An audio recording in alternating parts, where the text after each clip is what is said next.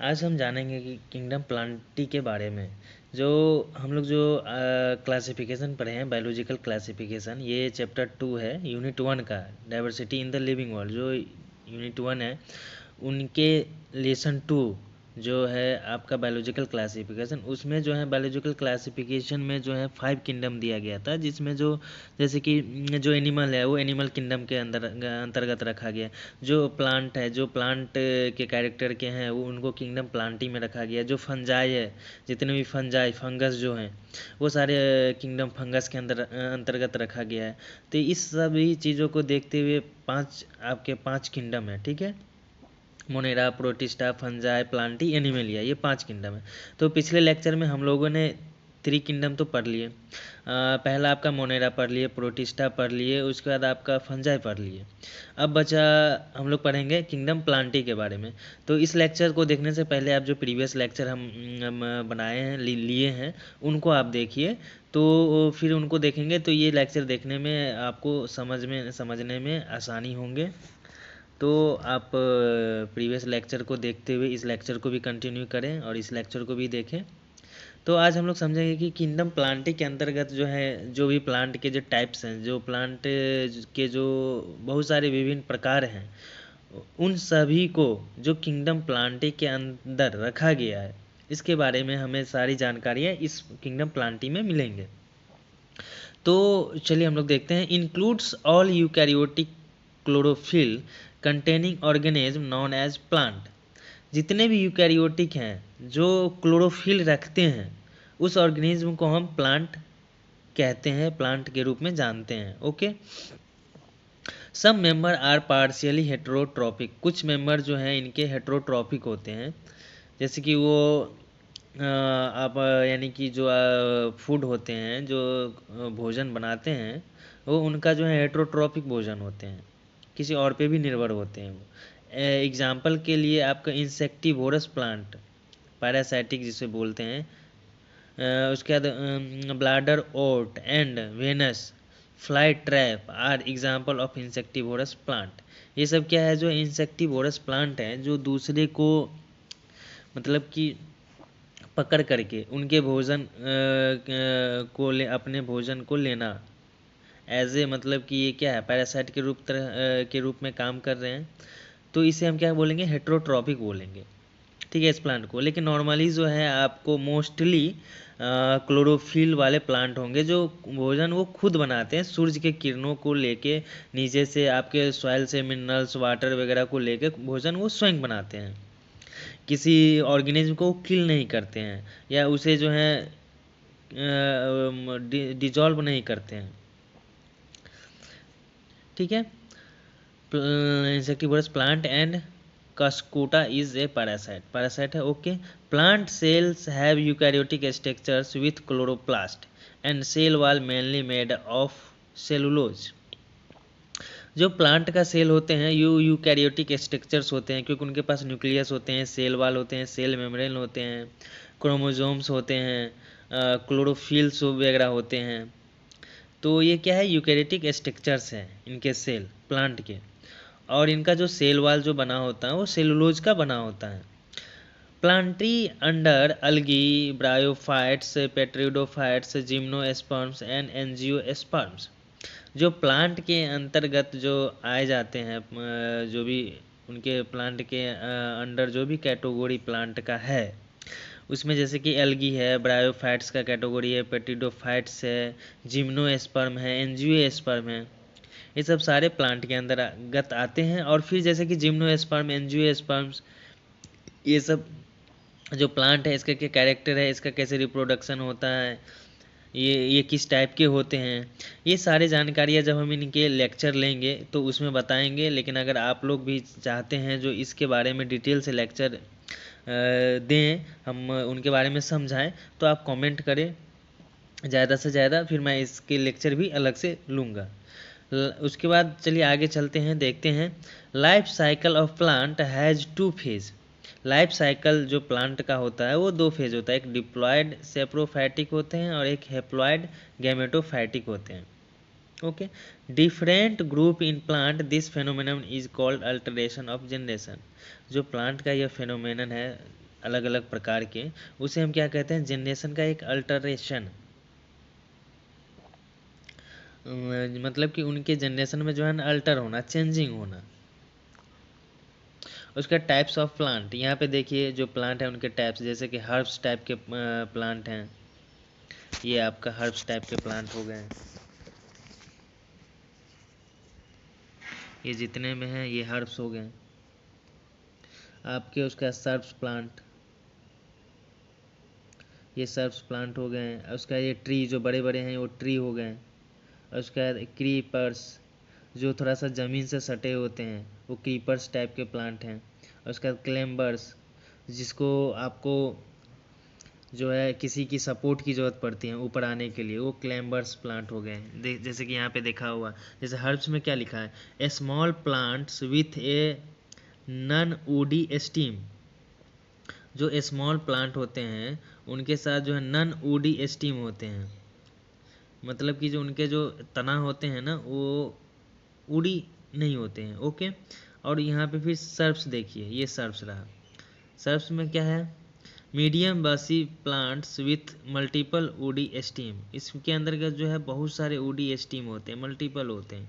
उसके बाद ट्री में हम चले देखते हैं, tall perennial plants with a single woody stem या ट्रंक, ये लंबे होते हैं। इसमें जो वुडी स्टीम एक सिंगल होते हैं, मोटा सा होते हैं। ये रहा आपका ये वाला पार्ट। उसके बाद creepers, thin weak stemmed plant that creep along the ground, ये ग्राउंड के अलोंग होते हैं, ग्रीप मतलब ज़मीन पे ये पकड़ रखते हैं। उसके बाद climbers, thin weak stemmed plant that climb up other object to grow, इसको ग्रो करने के लिए दूसरे ऑब्जेक्ट को पकड़ के ये ग्रो करते हैं।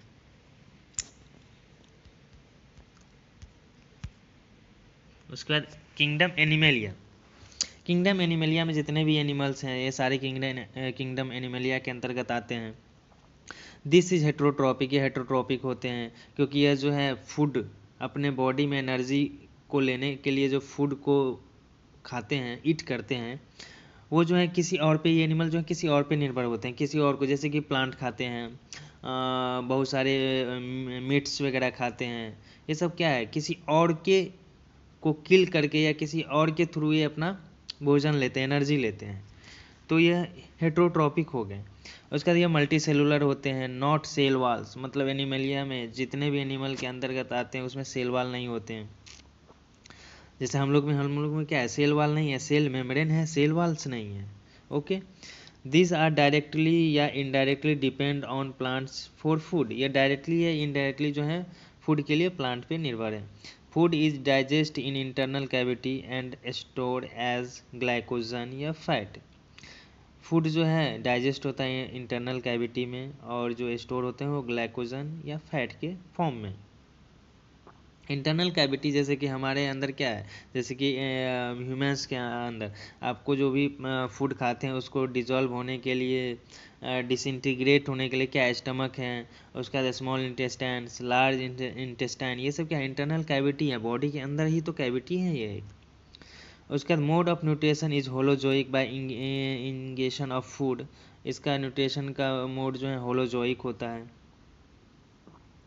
जो फूड को इंगेशन करते हैं, लेते हैं हम लोग। उसका mostly are capable of locomotion, Animalia में मोस्टली क्या है, सभी कैपेबल, लोकोमोशन के लिए कैपेबल है, जबकि प्लांट में ऐसा सभी प्लांट नहीं है कैपेबल, लेकिन एनिमलिया में क्या है जो कैपेबल है। कुछ कुछ प्लांट में कैपेबल है लोकोमोशन के लिए, कि क्योंकि अगर वो जैसे पैरासाइटिक प्लांट है वो क्या करते हैं, मूव करते हैं, या थोड़ा सा मतलब कि मूव जैसा कैरेक्टर उनके पास होते हैं, पकड़ते हैं, जैसे कि उनके पास कुछ भी उनके खाने के लिए कोई भी अगर ऑर्गेनिज्म आ रहा है तो उनको वो क्या करते हैं, ट्रैप करते हैं, पकड़ते हैं, तो एज ए लोकोमोशन टाइप का उनका मूवमेंट हो जाता है। लेकिन एनिमलिया में मोस्टली आपको लोकोमोशन मिलेंगे ही मिलेंगे, ऐसा कोई एनिमल नहीं है जो एकदम स्टेबल हो, एक ही जगह खड़ा रहे, वो मूव करते रहते हैं, जैसे हम लोग मूव करते हैं, जो भी एनिमल है मूव करते हैं। उसका sexual reproduction takes place by copulation of male and female and then embryological development. जो सेक्सुअल रिप्रोडक्शन होते हैं एनिमलिया में वो क्या है, मेल और फीमेल दोनों पार्टनर, दोनों के साथ होने पे रिप्रोडक्शन होते हैं, और एम्ब्रियोलॉजिकल डेवलपमेंट होते हैं, एम्ब्रियो का फॉर्मेशन होता है इंटरनल बॉडी के इंटरनल कैविटी में, यूटेरस में। ओके, अब क्लासिफिकेशन ऑफ एनिमल्स, एनिमल्स का क्लासिफिकेशन, जैसे वर्टिब्रेट्स और इनवर्टिब्रेट्स। तो अब ये समझिए कि वर्टिब्रेट्स और इनवर्टिब्रेट किसे कहते हैं। तो वर्टिब्रेट उसे कहते हैं कि वह एनिमल जो स्पाइनल कोड्स रखता है। स्पाइनल कोड जैसे कि बोन मैरो वगैरह होते हैं, जैसे कि मैमल्स हो गए, बर्ड्स हो गए, रेप्टाइल हो गए, एम्फीबियंस हो गए, फिशेस मछली हो गए, ये सब क्या वर्टिब्रेट्स के अंतर्गत आते हैं। और जो इनवर्टिब्रेट्स होते हैं वो जैसे कि उनके पास वर्टिब्रा कॉलम जो होते हैं ना, जो आपका स्पाइनल कोड्स होते हैं वो लैक होते हैं, नहीं होते हैं उनके पास। जैसे कि एक एग्जांपल हम ले ले तो अर्थवर्म हो गया, जेलीफिश हो गए, इंसेक्ट हो गए, स्पॉन्स हो गए, इस सब में क्या है, स्पाइनल कॉर्ड नहीं है, तो ये इनवर्टिब्रेट्स के अंतर्गत आ गए।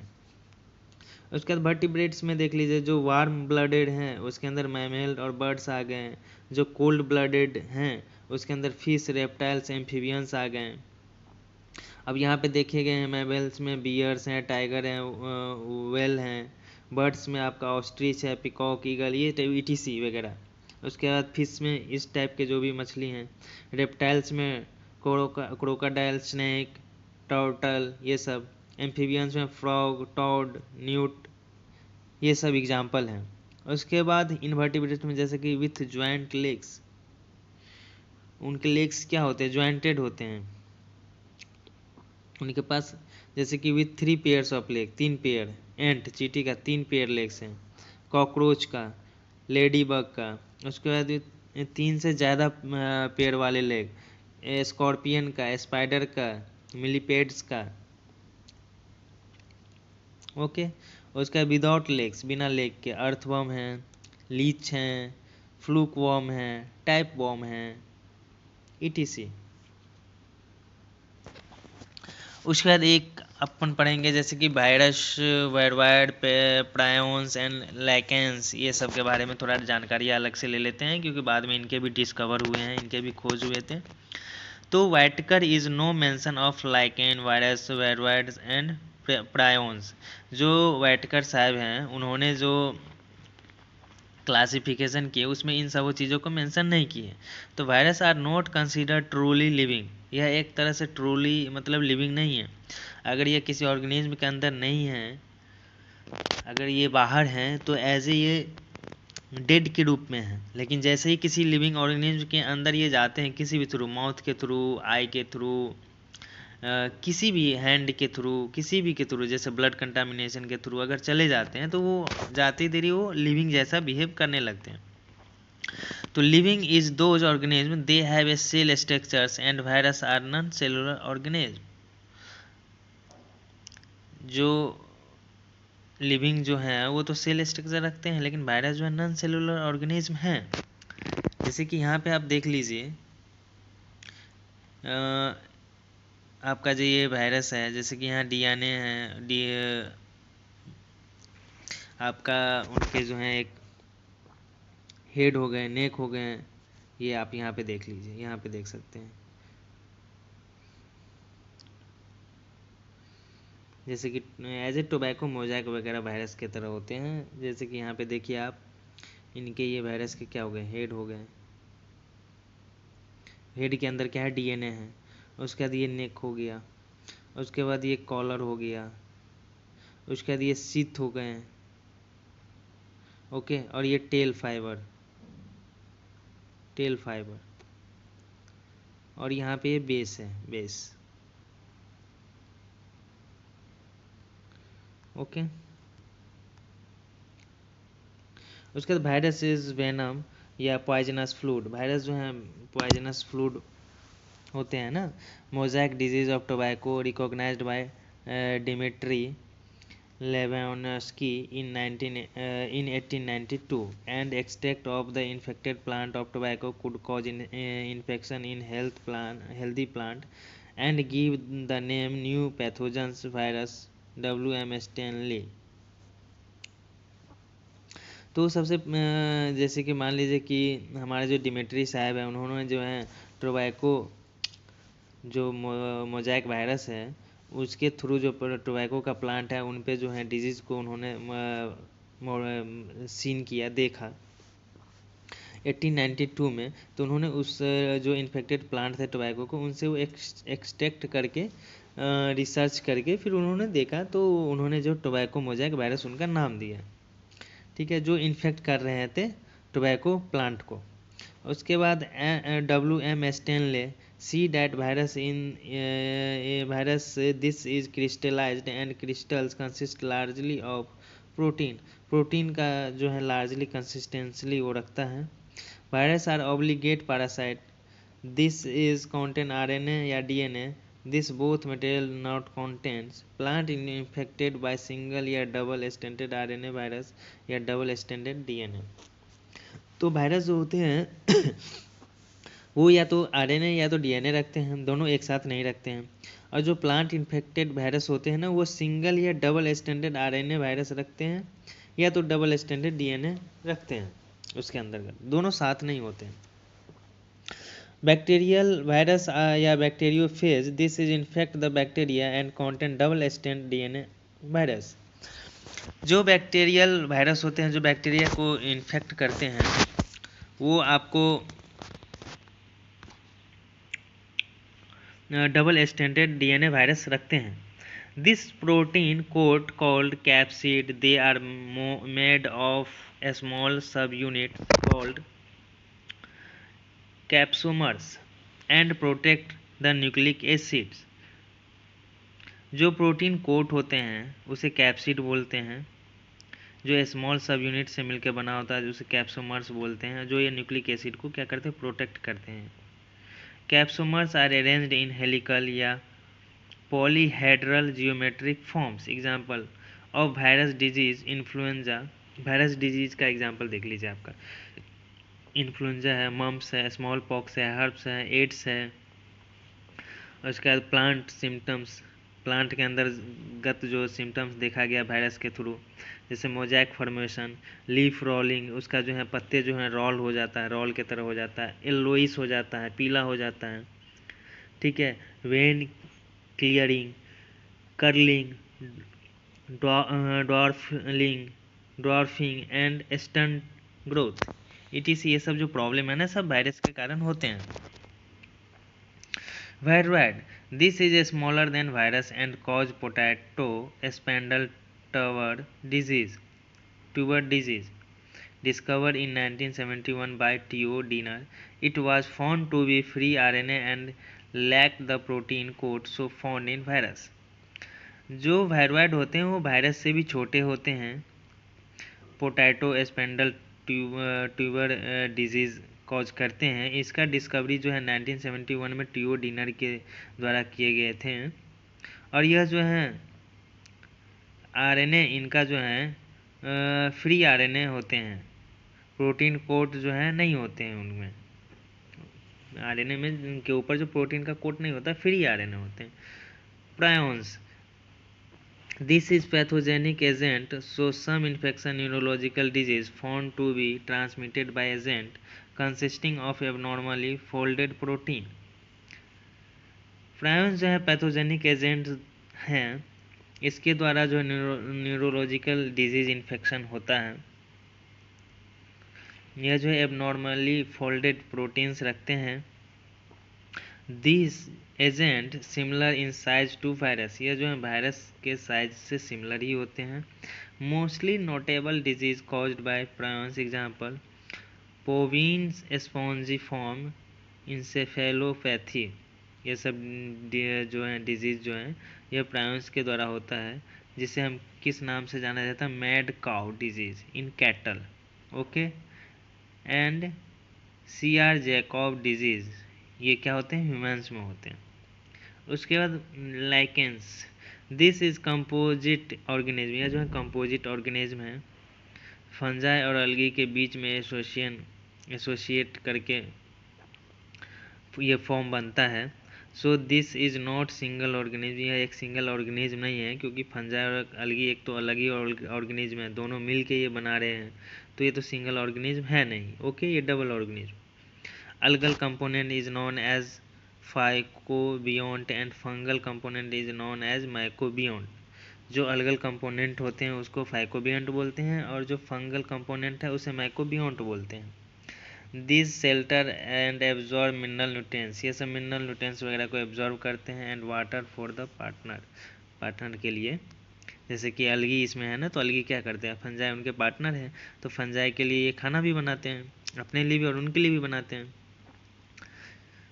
Lichens are very good pollution indicator, they are not grow in polluted area. Lichens जो हैं वेरी गुड पोल्यूशन इंडिकेटर, मतलब पोल्यूशन इंडिकेटर्स का ये वेरी गुड फॉर्म है, इंडिकेट करता है, क्योंकि ये पॉल्यूटेड एरिया में ग्रो ही नहीं करता। अगर जहाँ ग्रो कर रहा है तो वहाँ समझिए पॉल्यूशन नहीं है, अगर ग्रो किया मतलब नहीं किया तो वो पॉल्यूटेड एरिया है। चलिए अब ये लेक्चर मैं यहीं पे द एंड करता हूँ, क्योंकि यहीं तक था। और ये आपका जो है और बायोलॉजिकल क्लासिफिकेशन का जो क्लास है ये मैं लगभग 3 लेक्चर में ये समाप्त कर दिया। अब जो फिर हम लेंगे वो आप नेक्स्ट लेसन लेंगे, ठीक है। That's okay.